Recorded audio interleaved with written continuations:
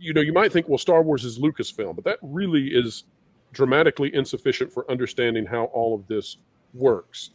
This property is sort of spider-webbed all throughout the company at this point. It's licensed out because Disney is not a single company like you would think. It's an umbrella that contains within it hundreds of major companies, which would be major companies all on their own. We've looked at the chart before and seen all of these various subsidiaries of Disney, and all of those sort of have their own licensing deals and contractual deals and all of this stuff related to Star Wars. We've already talked about Disney parks and how you could not sell the land. You could perhaps sell, you could make an agreement where you would license it somehow, but why would Disney ever put themselves in that predicament? But let's take a look at Disney Plus. This is another reason that it's almost entirely unbelievable that Disney would sell Star Wars at this time. Every one of those Disney Plus shows that feature Star Wars, every single one of them was purchased by Disney Plus from Lucasfilm or from a shell company representing Lucasfilm, right? Such as we know about Blue Stockings is actually the company that has been making the Acolyte. So those are then sold to Disney Plus, and then when those are sold to Disney Plus, they come with all kinds of contractual requirements. And I'm just thinking to myself here, you know, we know about the Scarlett Johansson situation where Black Widow comes out. It doesn't follow the way that the contract was laid out that she had thought, let's say, and there's a settlement that's reached. I'm thinking about script, especially given the writer strike we're under right now, and it's all about streaming. It seems to me that whoever wanted to buy Star Wars, that they would either have to leave the Star Wars content on Disney Plus because those contracts were never written in such a way as to preclude their removal from Disney Plus. I'm thinking that whoever bought it would need an army of attorneys to deal with the complaints that would come from all of these people who are guaranteed, you know, various milestone rewards in their contracts and all of this sort of thing. Script, can you walk us through just the gargantuan nature of how complicated this would be with all of these shows and movies on Disney Plus? And I'm assuming if they bought it, they would want to remove it from Disney Plus and put it somewhere else. Well, it's a bit more complicated than that. The first thing is that... Now, wait a minute, Script. Wait a minute. I just made it extremely complicated, and you said it's a bit more complicated than that, actually. How could it possibly be? Well, for starters, the term of the studios producing the shows being a shell company is a misnomer. Every product that is made in Hollywood, be it a television series or a feature film or what have you, is its own independent business that is funded by a studio entity. Yes, you're right. I should not have said shell company. I agree with you. That business is being sold from platform to platform, from window to window, and through licensee deals and whatnot. It's its own little thing that has kind of a big brother standing over it that manages where that business goes from time to time. All those businesses have independent contracts relating to them and the deals where they're being distributed or licensed. So basically you're dealing with a term kind of similar to Netflix when it came to their contracts with Marvel Studios before Disney purchased them, which is that Netflix had in their contract, which predated the sale, that they had these rights to their Marvel television series for however many years up until that point. That changed. That contract was scheduled to be renewed, but then that renewal was ostensibly canceled because Disney had purchased Marvel in the interim.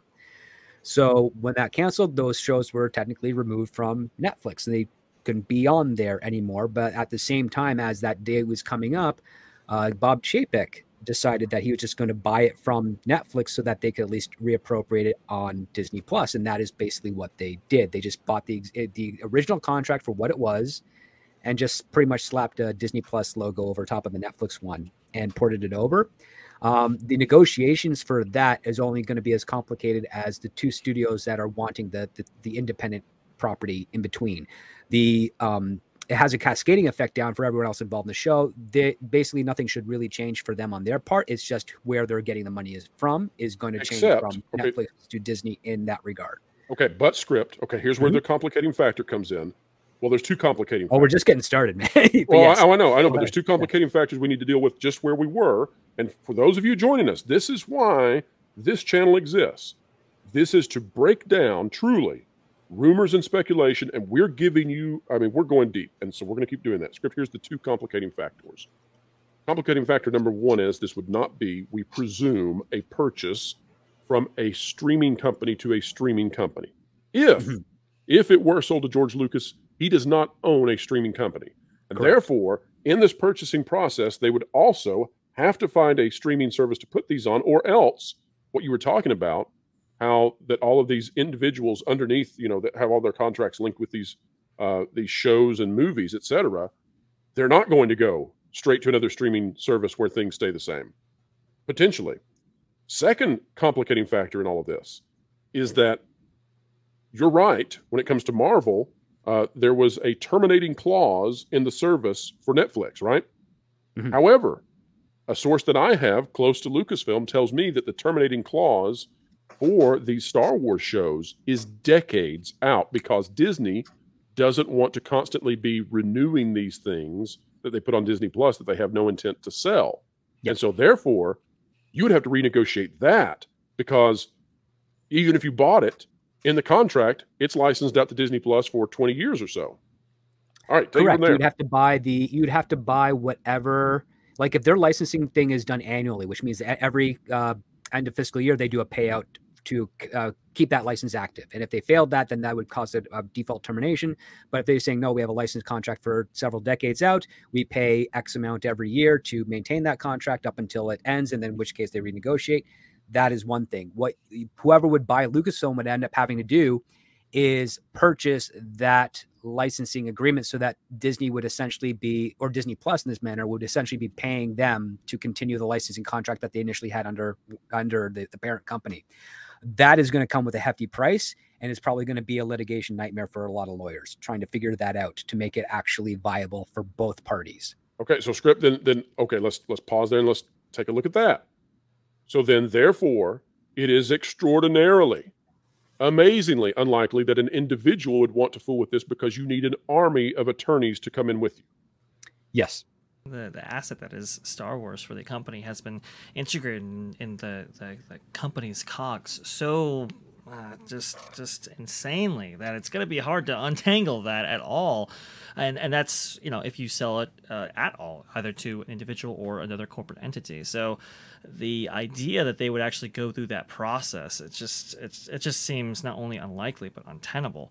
I guess Disney benefited from the fact that Lucasfilm wasn't really producing all of that much when they actually bought it, so they didn't have to, you know, untangle that themselves when they did acquire this thing. But to sell that burden on the back end here, I'm just not buying it. If we go to the source for this rumor, talks about how the I was bringing up before how like the international parks would have to be sold in some way in order to account for, you know, those things. And look, there's an air of truth in this a little bit, in which Disney was paying George Lucas, I believe, an annual fee of $1 million per attraction for the use of George Lucas's characters and IP in their parks.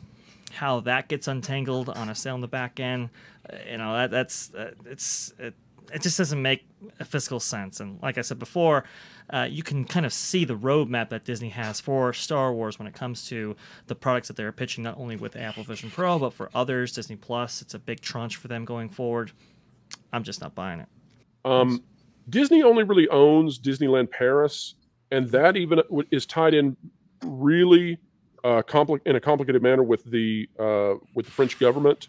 And right. Vash, you've got a comment on that. It's not fully owned by Disney. Go ahead and explain that part. Correct. I believe they upped their stake recently to about 90%. The idea which is essentially what I'm talking about is they've got the majority. And I hate to cut you off. We're in a hurry here. No, go ahead. Okay, so the Tokyo Disney resorts, the parks, that's owned completely by the Oriental Land Company, and they lease out. And then if you believe that Disney owns any of their Chinese properties, you're crazy. Okay, that's true. And even on the books, okay, if we're in La Crazy Land, even on the books that aren't worth a single cent because they can be ripped up by the CCP anytime they want, even on the books, Disney owns, I believe, 47% of their parks in China, which means they are not a majority holder, which means they can't sell it if they want to, although they could divest, but that's not the same thing. Okay,